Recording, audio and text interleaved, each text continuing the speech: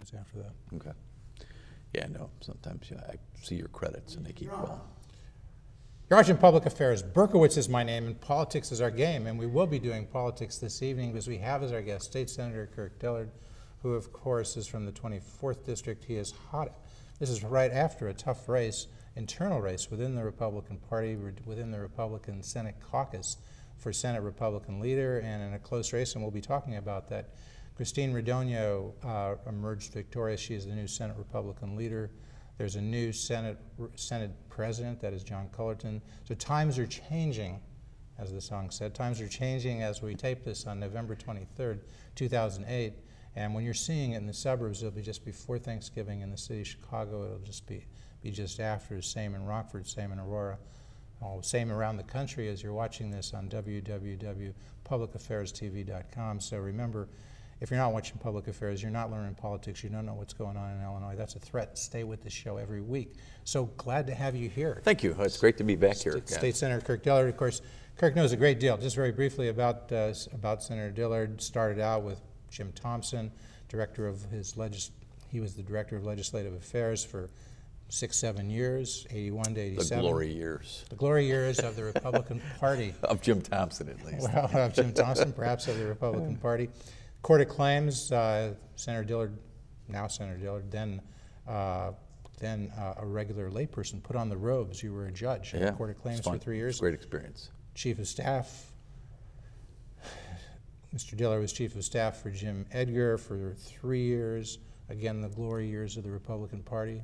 The first 3 years, that would be 91 to 93. Last 15 years or so, first appointed and then elected and re-elected as state senator from the 24th District. He practices law at he practiced law as a partner at Locke, Lord Bissell, and Liddell. It used to be Lord Bissell and Brooke. Big law firm. Big law firm, and now the Texas firm is now integrated into your Chicago office. You have an Atlanta office, and a few other offices, right? Yeah, a couple in California, little one in New York, little one in Washington. All right, but most of the time you're down in Springfield as you were the Senate Republican whip. This is, we'll see what the rest of the leadership shakes out. But before we get to the Republican Party, people keep asking this question. We're not sure of the answer. Will Rod Blagojevich be indicted? I would certainly think so. I mean, the federal government has circled the wagons around Blagojevich. A lot of witnesses, I think, out there, from a variety of sources. It's just not one person. A couple of those witnesses probably have some credibility issues, but when you have that many and you look at them all, where there's smoke, there's fire. And, if I were a betting person, I'd say Rod Blagojevich probably would be indicted. Probably within the next year, probably within 2009? Well, the federal government works on their own timetable. It's sort of like the Lord. They take their own time. And what you and I may think is eternity, the federal government tees it up when they're ready. What does that do to the operations of state government? If that happens, let's just say hypothetically it happens in January of 2009, Governor Rod Blagojevich is indicted by the U.S. Attorney, that is Patrick Fitzgerald. He stays there? He continues to operate as governor of the state of Illinois? Well, he would be allowed to, although there have been colleagues of mine in the House of Representatives, Jack Franks from McKenna, a Democrat, been mumbling the impeachment word. And the way it would work is the House of Representatives would have some impeachment motion, and then it would come over to we or us in the state Senate for trial. But the impeachment word has been around, and if the governor were to be indicted, my guess is you'd really see a hue and cry, and it's not the Republicans that are calling for the impeachment in the House of Representatives. It's Democrats, members of his own party. So I don't know what would happen if the governor were to be indicted. I do know that state government would be, even more in limbo than we have been. We really haven't done much in the 6 years of Democrat control, and Rod Blagojevich, no capital bill, no new money for school construction, things of that nature. And if you have a governor that were to be indicted, even as inconsequential as sort of Rod Blagojevich has become, at least from our vantage point in the state legislature, our state government would really probably come to a grinding halt. And the State House would be the chamber that would vote essentially what, articles of impeachment? Correct. And I think it's very similar to the federal system. To what we've seen with the impeachment of Bill Clinton. And I need to be careful of what I say, because I would be, along with my 58 other colleagues in the Senate, sort of the trier of fact. But it's a new day, as you said at the opening. We're going to have a new Senate President, John Cullerton. I've known John a long time. He's a veteran, nuts and bolts lawmaker. Very smart guy, very good legislative tactician. He and I have chaired the Judiciary Committee, co-chaired it. Even though I'm a Republican under their control, John and I have co-chaired this committee very well together so you the respect last 6 each other. years. Right, absolutely. And Chris Radogno will be the new Senate Republican leader. Change is good. What we've had down there, Jeff, is just the politics of personality has taken over. And changing 2 of the 4 top legislative leaders is a good thing. I know that Speaker Madigan had some real trust issues with Emil Jones, the Senate President. Cullerton and Speaker Madigan are friends. John Cullerton used to be actually the floor sort of leader for Speaker Madigan when John was over in the House of Representatives. So the Speaker and John are friends. It will change the whole dynamic that are there. My leader, Chris Radogno, veteran legislator, budget expert. The change of having a woman in there, I think, is a positive thing, just in terms of the civility of those meetings with Rod Blagojevich and the 4 legislative leaders. So change is good. And John Cullerton lives, I think, just a few blocks from Governor Rod Blagojevich. He is Rod Blagojevich's state senator. And he says he can see him go running by his house, that is, Rod Blagojevich go running by John Cullerton's house. Absolutely. Maybe the reverse. John's probably in his house working, reading, and right. Rod Blagojevich is out jogging. Right. John Cullerton works, he works pretty hard. Right, and he's also a lawyer practicing here at a major law firm here in Chicago. Right, although now that he's the Senate President, he'll be practicing a lot less law, I can guarantee you. All right, so that's kind of the setting you're saying. It may be that the personalities and persons can work things out, a much warmer relationship, one would imagine, between Speaker Mike Madigan and John Cullerton than there was between Speaker Mike Madigan and Emil Jones, who was, as some had described him, as being attached at the hip to the governor, who certainly was not very popular with the speaker. Right. Emil Jones and his nexus or cadre of supporters in the state Senate have been the closest allies to Rod Blagojevich. That will somewhat end, I think. He has no allies Senator at this point in the legislature. I mean, he has Jay Hoffman in the State House who does his work, his bidding, right? And who does he have in the state Senate? Some of the African American caucus in the state Senate remains close to Governor Blagojevich, but with John Cullerton as the Senate President, the real closeness of Emil Jones and Rod Blagojevich will go by the wayside, and that's, I think, for everybody, a good thing in Illinois. Well, going back to now just a bit on internal Republican politics or internal Illinois Republican Party politics, you were running hard against Christine Radogno. She seemed to have a lead. She was there as the deputy under Frank Watson. So in that sense, might be she had a jump on you. People said you were gaining, but it was 12-8. Right. 22 senators. Did 2 senators not vote?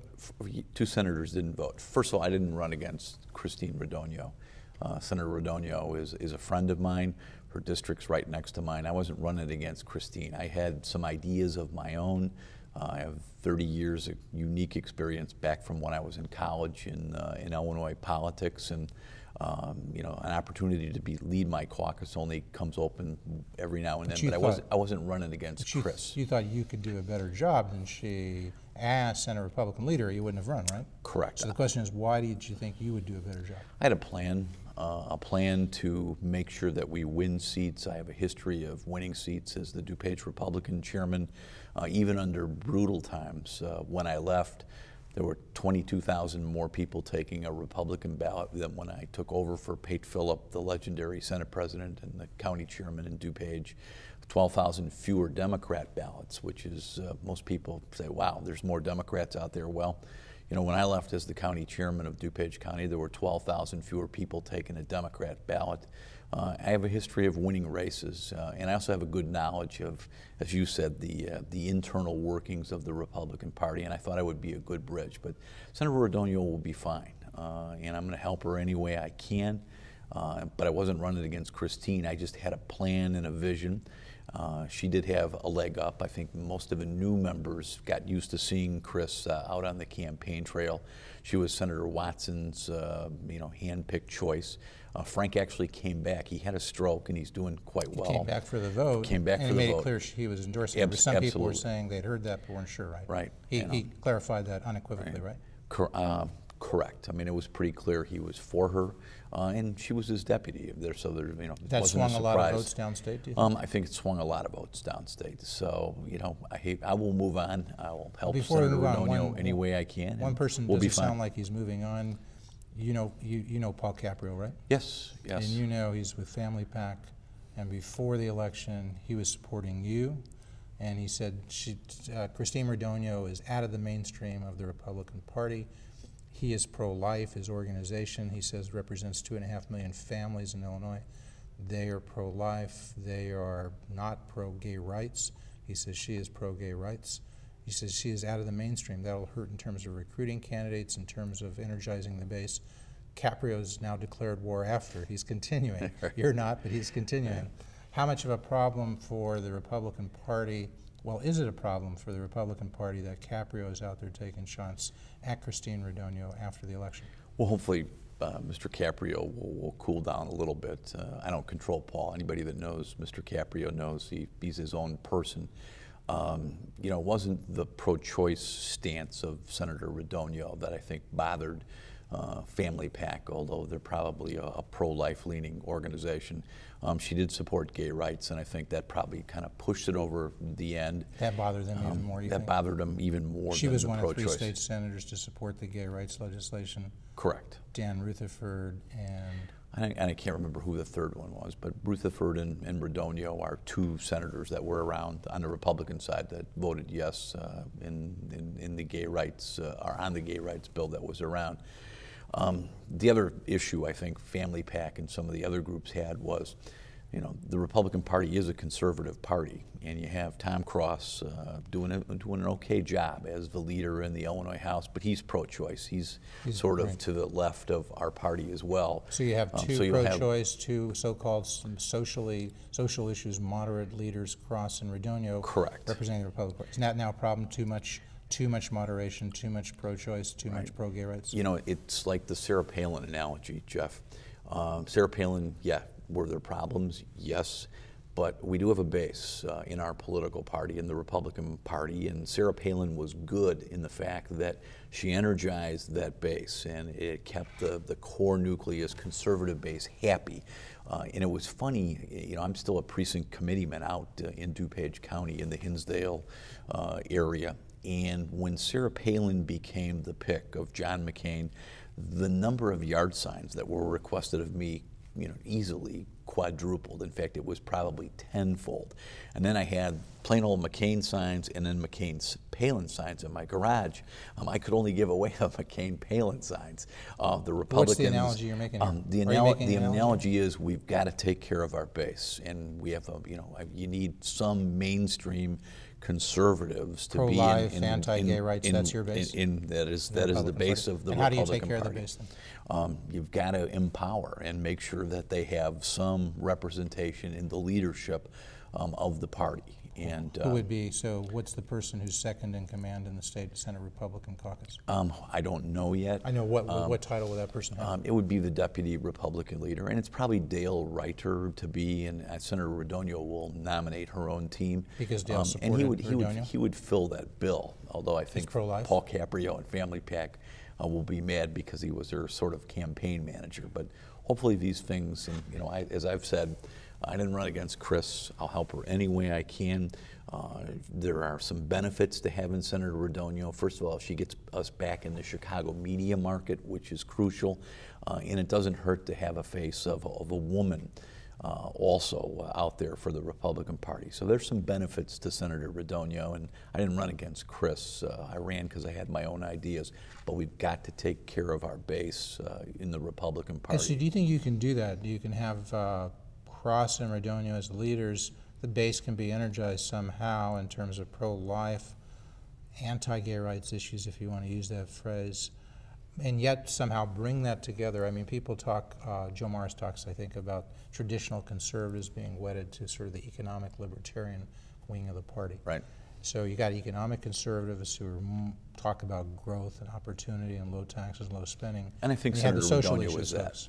And she's that, but can she be a bridge between those two? Or just looking ahead to 2010, you really have to unite those groups for the Republican Party to be successful. Absolutely. Right? I mean, the Republican Party is a minority party in Illinois. You can't continue to be a circular firing squad, right? Correct. I mean, people get hit when they fire. And we've got to determine, are we going to be a movement or are we going to be a political party? And, we've got to be a political party.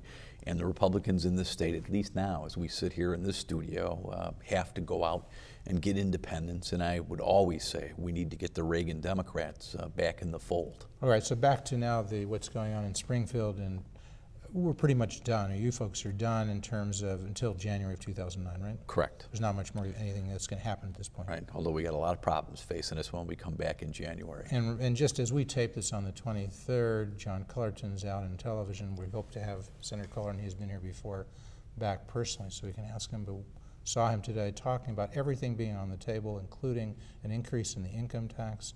He says he's definitely for an increase in the cigarette tax. Wants to look at the motor fuel tax. He says because gas prices are low, so I guess he's concerned there's something you can tax. They're low today. And Senator Redonia was on the show. She didn't sound like she was so enthusiastic about looking at tax increases. She's looking at spending cuts, at least cutting the growth of spending programs. Is that where the war, if there is a war, or is that where the war is too strong a word? Is that the tension between the Republican and Democratic Party? And you go back in January 2009, and do the Democrats even need the Republicans? They have a veto proof if they can get the governor on board, and even if the governor is not on board, the Senate has a veto proof majority, 37 senators. They almost have a veto proof House now that they have 70 representatives. So are the Republicans a factor as you go back to Springfield in January of 2009? Well, I've talked to Senator Cullerton, and he's going to need some Republicans to I think, get on board at least an infrastructure or capital bill, roads and school construction. But the Republicans aren't going to be for an income tax increase in the Illinois Senate. John's got 37 votes. That's a veto-proof majority. So if the Democrats think we should have a big income tax increase in the state of Illinois, God forbid, without getting any reforms in education, they can do it, alone. They can do it without us. And they can almost do it in the House. Correct, and they can almost do it in the House. But whether it's Senator Redonia or me as the Senate Republican caucus leader, we're not for income tax increases or sales tax increases. I know Senator Cullerton thinks we need a gas tax increase. We sit here today and gas is at $1.85 a gallon, but it was just $4 a gallon recently. I know Senator Cullerton wants to look at a gas tax increase for infrastructure, roads. You would oppose a gas tax increase? My guess is yes, but it's not over my dead body. It's, look, let's see what the alternatives are. The alternatives are gambling. Gaming, correct. And you're going to get some casinos because you've got a 10th license that's getting very close. The Illinois Gaming Board has said they're going to take a look at 3, right? Right, and there's also the possibility of Rosemont and Des Plaines, right? Yes, and also there's the possibility of doing something with the lottery, either privatizing or leasing it. That's out there. But I don't like gambling, and so I'll keep an open mind on a different revenue source. You don't want to. Well, the 10th license will come into being. You cannot oppose that. Correct. That'll give some money, but you don't want an 11th or a 12th license. Well, I've always said, and I've always filled out my questionnaires, that Chicago should have the ability to do what the rest of the counties do, and so if Chicago wants something in terms of the equivalency of a riverboat, I would go along with that. Do you know if Fredonia would go along with that? That I don't know, but at some point in time, we've got to end this reliance on gambling. We're the really, other than Nevada, the most gambling-addicted state in this country. All right, so what's the solution? You're saying there's going to be a $4 billion hole in the fiscal 09 budget that is before September of next year. There's not going to be. There is. According to Dan Hines, the Democrat comptroller of Illinois, we're $4 billion out of whack. So what's the Republican solution? The Republican solution, a couple of them. The first one is stop spending money on new programs. You can't create new programs when you don't have the revenues. Specifically? Specifically, some of Governor Blagojevich's welfare programs. He wants to put people on welfare. who make six-figure incomes. You're talking about for the Medicaid? For the All Kids program. These are people who make there's no 80,000 or more? There's no resident, correct, sometimes 100,000 or more. You're saying that they should be getting it in the private sector, not from the government? Correct. And getting also, their health insurance. There needs to be residency requirements on some of these programs, and whether they come from people are coming in from out of state for them. Correct. Out of country for them. If you're in Paducah, Kentucky, and you have a child that has massive problems, why don't you move to Metropolis, Illinois, right across the Ohio River? What about illegal immigrants? Are they coming in for that as well? Illegal immigrants. In the All Kids program, a study out of the Elgin newspaper said that 60% of all the enrollees in that program are non-Medicaid eligible due to immigration status. So you've got to put some limits on these programs. So best guess, how much do you save? And if you managed Medicaid, you could save a couple of $1 billion. $2 billion in a year? $2 billion in a year. Now, right, it'll take some time to Governor, if you're listening here, and everybody who's listening in the state Senate, the State House, Kirk Dillard has just solved $2 billion of the $4 billion problem, Kirk Dillard, but lots, Senator Radonio, Senator Ryder. We've had a plan the Republican Party has to just use solved $2 billion some type of managed care in Medicaid.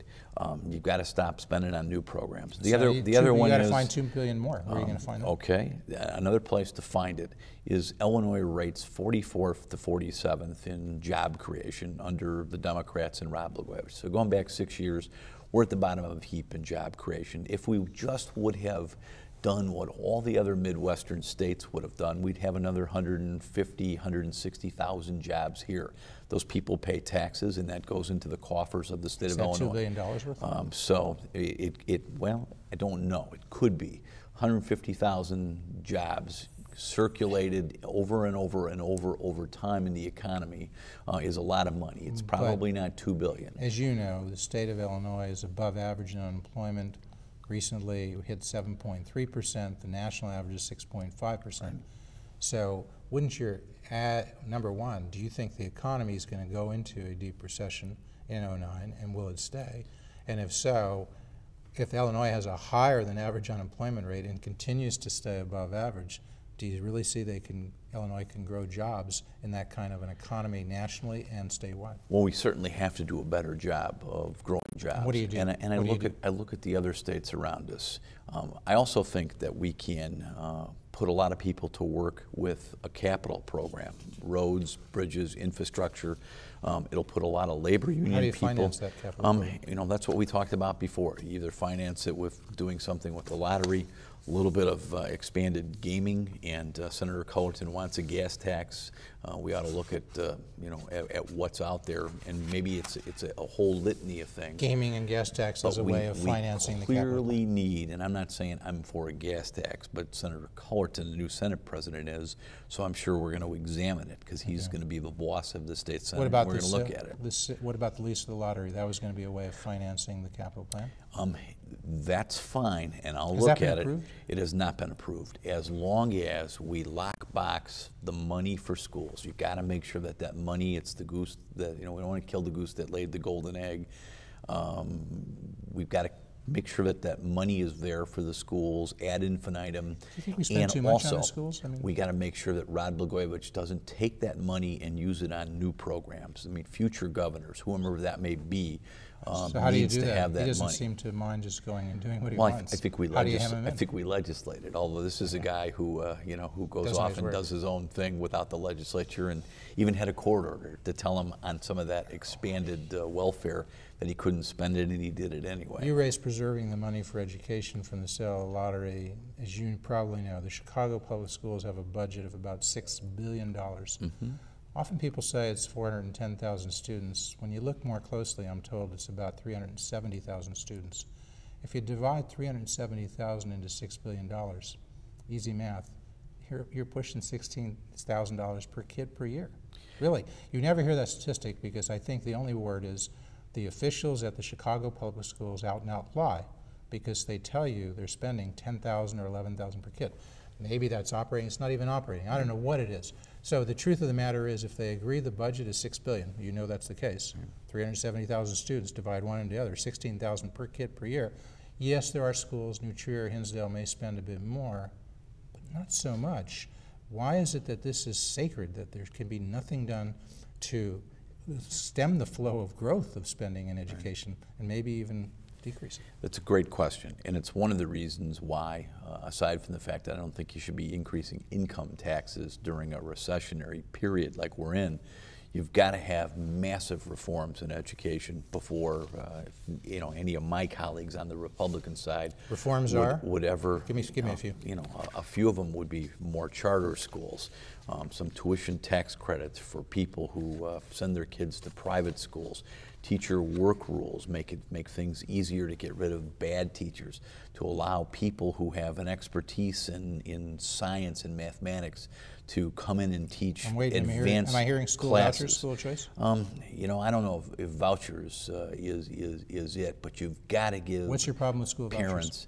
Barack Obama and Michelle Obama just exercised school choice. They went to Washington State. They did. And they didn't pick a public school. They looked at $58,000 tuition bill. Right, for so the they Sidwell exercised Friends choice. Schools. We can't give everybody $58,000, but we could give them the $16,000 we're spending now and say, spend it at the school of your choice. Right. Why do you think, if you do, Barack Obama and Michelle Obama should have more choice for their kids than we can give? Right. We can give every kid in the Chicago, and every parent in the city of Chicago schools without any more money, the $16,000 voucher, and say, spend it at the school of your choice. Well, we ought to increase the number of charter schools. No, but answer that one question. You're not getting away without answering on vouchers. I think we do it with tuition tax credits rather than some type of What's your flat. opposition to vouchers? My opposition to vouchers is probably a practical one. I don't have opposition to vouchers. It just can't pass. Oh wait, if you could pass it, then would you be in favor of it? Maybe. It depends on how it's drafted. I've come a long way. When I first got elected to the General Assembly, I was totally against vouchers, but I clearly see now that some kid in the city of Chicago, the way out is not to be warehoused in a Chicago public school. So maybe school choice is the answer. School choice is private clearly innovation, an answer. Right. It depends on how it's put together, and tax credits and other ways is a way to give them school choice. We're going to continue to speak as the credits roll. We never have enough time with State Senator Kirk Dillard. We thank you so much. It's amazing how fast the time goes. Thank you so much for That's coming out. because you're such a great host You're a and good questioner. guest. And you'll come out and do it again? Anytime. All right. Anytime. Thank you so much. Hey, before we go, get back to the Illinois Republican Party. State GOP Chairman Andy McKenna Jr. presided over a disaster in 2006, a disaster in 2008. We've talked about how decimated your ranks are in the state legislature, 12-7 for Democrats in congressional seats.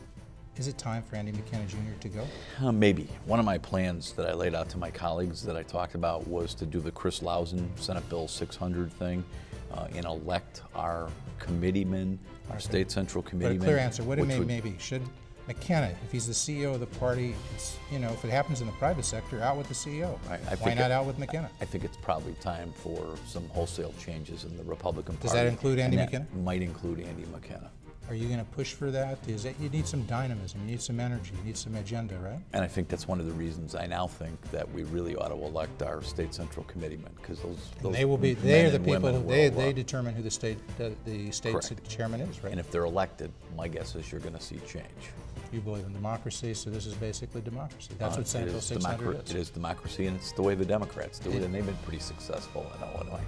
Has there been an end to pay to play in Illinois with the ethics legislation that was passed? It's gotten better. It's not completely gone. The Fritchie bill doesn't do it completely? Hey, one real quick. You running for governor in 2010? I don't think it'll be governor. I might look at some statewide office. That's a possibility. Secretary of State? I want to talk to Joe Berkowitz.